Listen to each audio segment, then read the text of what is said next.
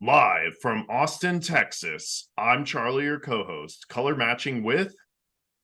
And this is the Dre in Maryland, outside of DC.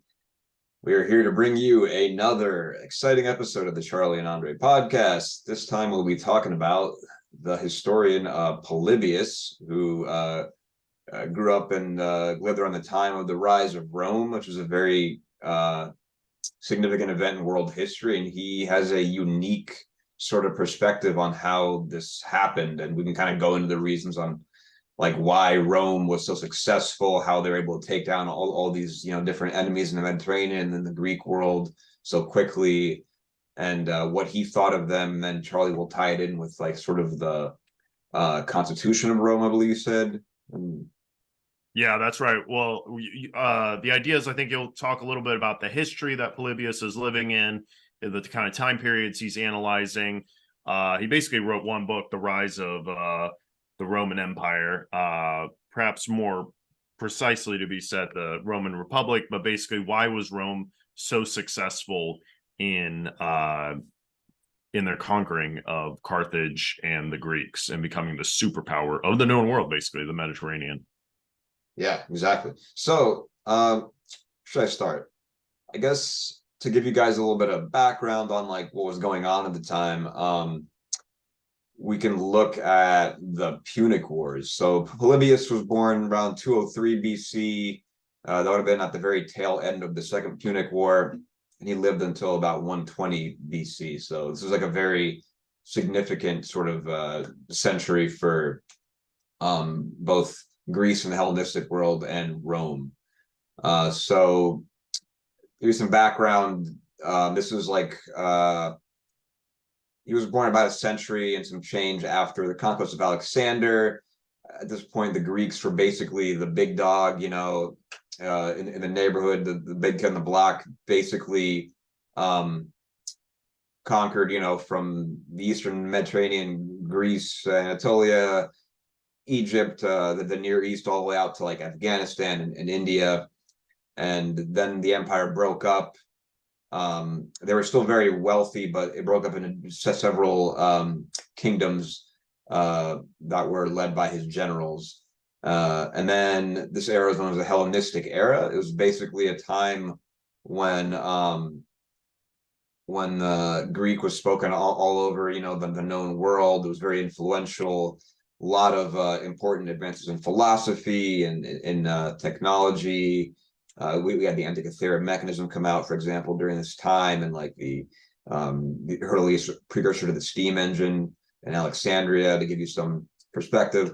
Also, a lot of what was happening in terms of like philosophy and development of different ideas for governance. Rome was the reason I mention all this is because Rome was very influenced by the Greek world. Whether they'd like to admit it or not.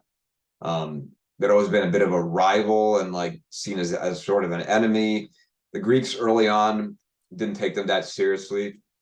They were invaded by Pyrrhus of Epirus and almost beaten, but eventually he had such costly losses in his battles that his name became linked to Pyrrhic victories.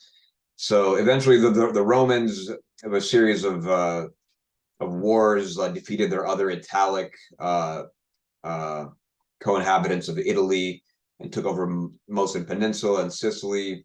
They beat the Carthaginians in the First Punic War, gained naval supremacy over the Mediterranean, or at least the western part for a time. And then Hannibal came back trying to get revenge. We all kind of know about, how he sent elephants over the Alps and invaded Italy, like crushed them in many battles, but just wasn't able to really, tie it all together and seal the deal. And then, after a brutal series of wars, is eventually beaten in 203. So that leads us to the age of Polybius. During Hannibal's Punic War, the Greeks, they were somewhat divided. They were still under the hegemony of Macedon. One of the Philips was in charge, and they formed all these different kind of leagues and confederations in Greece. they didn't always have complete hegemony over the area, and were kind of divided, but some were allies to Rome, some were not.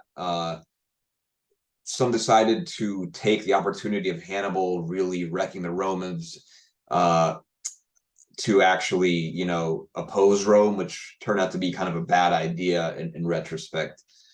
So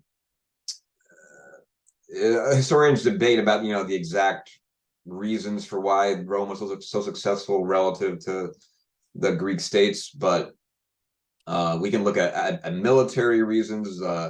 The phalanx that was pioneered by Alexander, which was very successful at the time, was becoming a little bit antiquated, just as the old hoplites had become antiquated from the Persian Wars and Peloponnesian War before that. The Rome had already pioneered new forms of military organization. They developed better chainmail, which they got from the Celts, and they refined it. Their short swords and gladiuses were actually quite effective against certain kinds of foes. Very well organized formations. So the military aspect definitely can't be ignored. They often played the Greeks against each other. Some were allies of Rome. I believe there was one league, the Aetolian League, which was seen as a bunch of very dastardly basically not much more than bandits, and they terrorized parts of the Greek countryside, which made Rome actually seem more appealing to other Greeks to kind of ally with against some of these guys. And I believe the Macedonian kings at the time, maybe they made the mistake of choosing the wrong allies at different times, so that kind of led to some of these problems. There were basically three what they call Macedonian Wars, a series of wars that Rome gained supremacy over Greece and the Eastern Mediterranean. And the first two were a little more inconclusive. The third one was a really significant one. That was the one that Polybius was taken prisoner at the Battle of Pydna. This was, I believe, 168 BC. And he was taken prisoner by the Romans and then moved, to Rome, where he actually loved it, interestingly enough. So,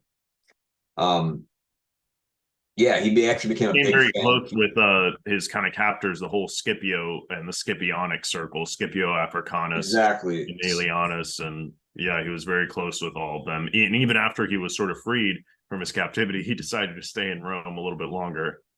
Yeah, it makes you think it's almost like Stockholm syndrome or something like that. But no, he genuinely seemed to take a liking to them and their model of government and the way they did things in a relative way. And like you said, Scipio, he was the great victor of the Punic War against Hannibal. So at this point, his family was very influential. That's kind of the historical background. He was a historian. He's one of the few sources we have direct primary sources for this monumental series of wars that brought Rome to the forefront of power in the Mediterranean. He had a lot of important, very keen insights on why this occurred. It isn't just the military. He talks about the Roman political system being a lot more efficient and stable than the Greek monarchies. You have to consider at the time the Greeks did not have democracy really anymore. After Alexander, a lot of that kind of went away, and it became a series of kings and whatnot. Although some elements of that, I guess, still persisted. But the Roman Republic, much more efficient for the time, as I guess Charlie can get into with his argument. It's interesting. It's a fascinating time period, and even before we started this, you mentioned a lot of history books that kind of skipped from Alexander to Julius Caesar, and kind of around the Christian era, or the beginning of the Christian era. And Polybius, he's born in the Achaean League. And he's born, which is basically like the northern Peloponnesus and parts of the area around like Megara and Thebes, which is north of Athens, kind of borders the Aetolian League. And his father is a politician there. And it seems like Polybius firmly believes in order to be a good politician, you need to be a good historian. And to be a good historian, you need to be a good politician. So history is not only interesting, but it's absolutely practical. And you definitely get that sense reading Polybius in his histories here. And it's interesting. He's trying to figure it out. He talks about the Punic Wars, the wars with the Achaean League. But then he gets into this idea that was probably made famous by Aristotle, the categorization of constitutions. And basically, Polybius is trying to answer the question singularly: how was it in about a span of 50 years did the Roman Republic conquer the known world? They conquered Carthage and they conquered Greece, and they even went into like Anatolia, fighting the kingdom of Pergamon. Yeah, yeah. They're basically And unstoppable, for a time. yeah, and it's absolutely true. Yes, they had the like sort of advanced technology, the chainmail, but Alexander the Great at the time had the advanced technology. He had the phalanx, he Yeah. had superior fighting techniques. Everyone he fought. And the question is, why is it that Rome was able to maintain all this territory? And Polybius kind of draws on Aristotle and Aristotle's kind of categorization of constitutions. And Aristotle breaks down constitutions into like he classifies them as monarchies, oligarchies, and democracy. And he says monarchy can lead to tyranny. That's just the nature of kind of monarchy. Excuse me, sorry. Oligarchy can become super self-interested and exploitative. And then democracy can also lead to mob rule. So Aristotle in his famous Politics talks about like the golden mean, that perfect balance of constitutional theory.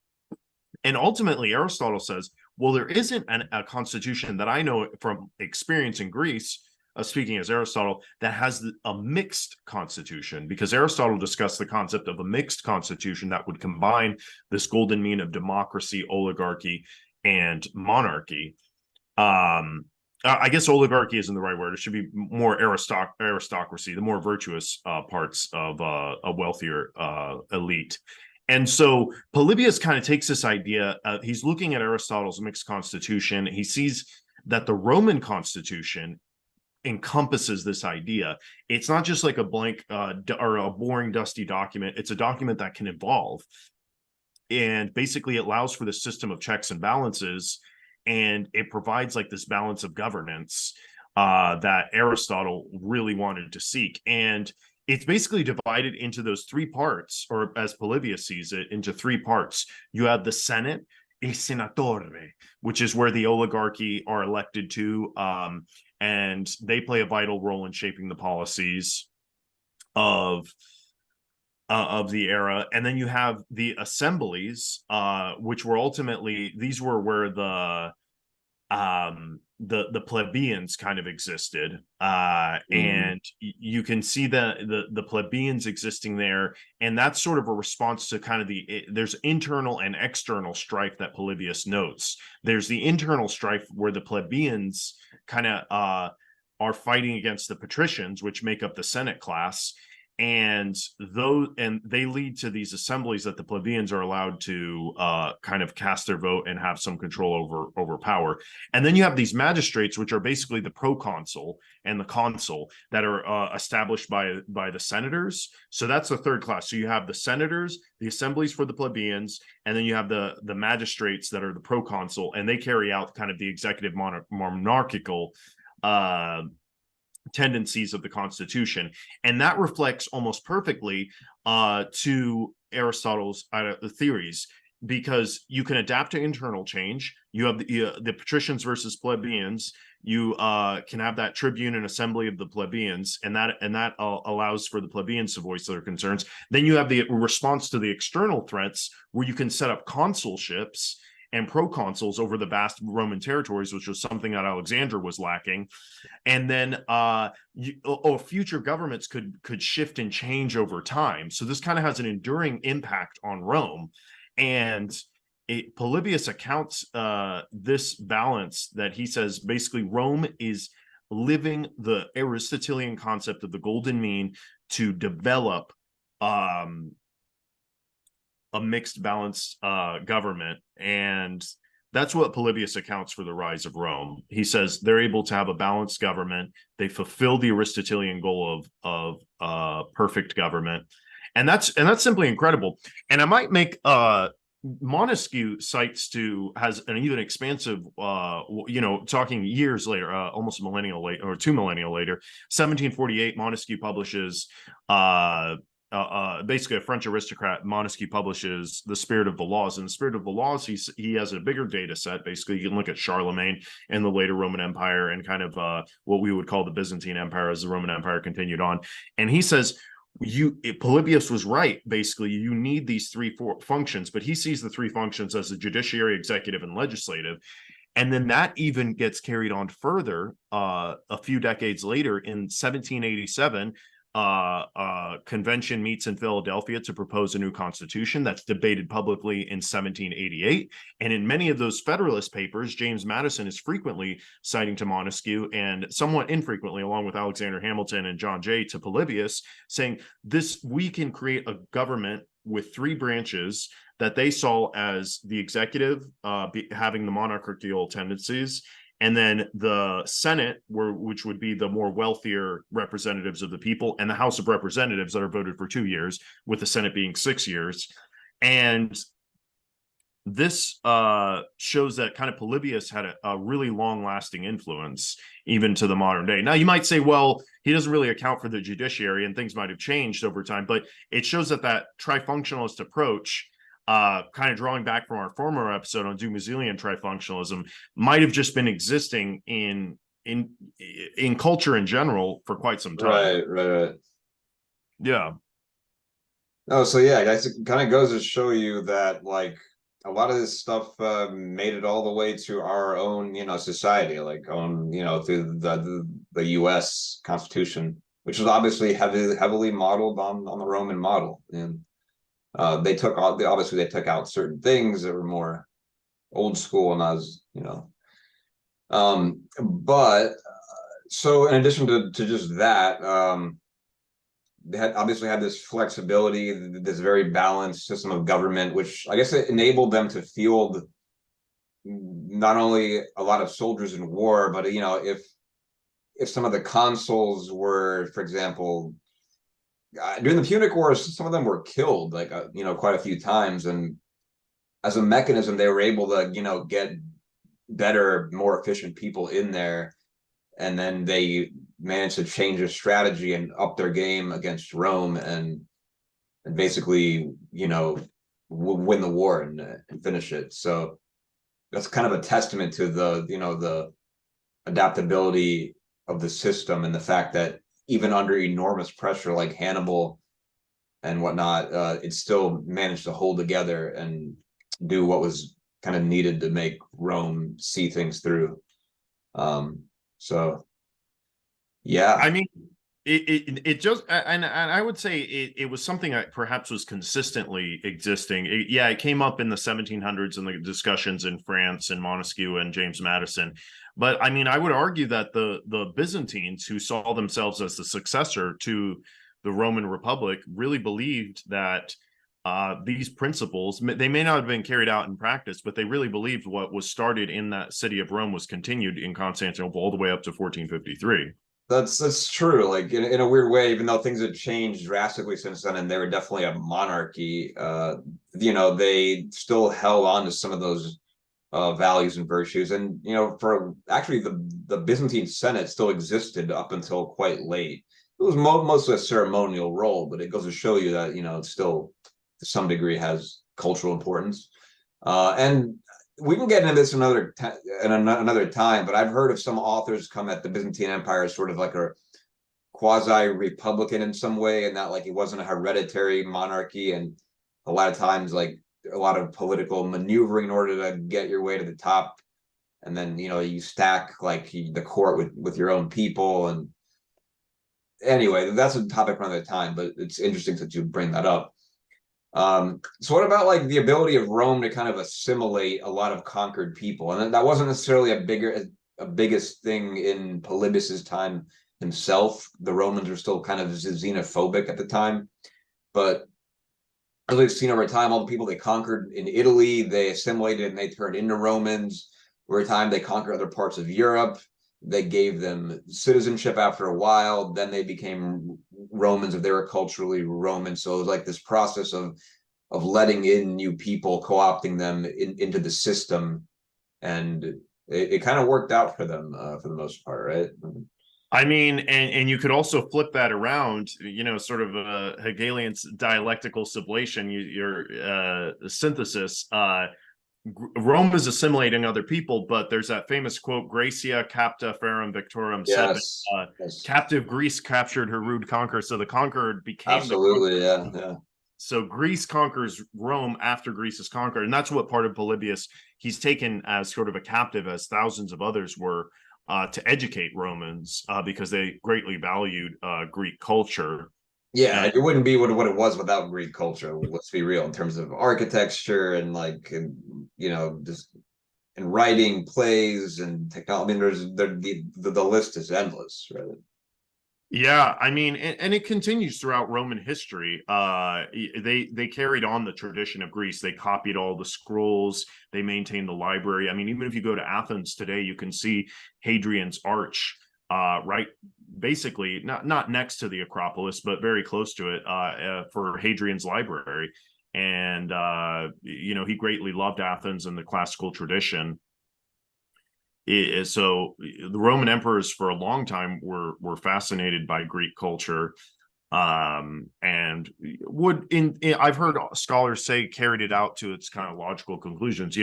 They built on the architecture. For example, they invented the dome and circular architecture that the Greeks in antiquity as such had not fully developed. Right, and I guess the Romans they're often stereotyped as being a little more practically oriented, while the Greeks were more, in the realm of ideas, philosophy, and whatnot. And the Romans were all about like engineering and more kind of down to earth innovations. Although maybe that's not completely accurate, but still something to note.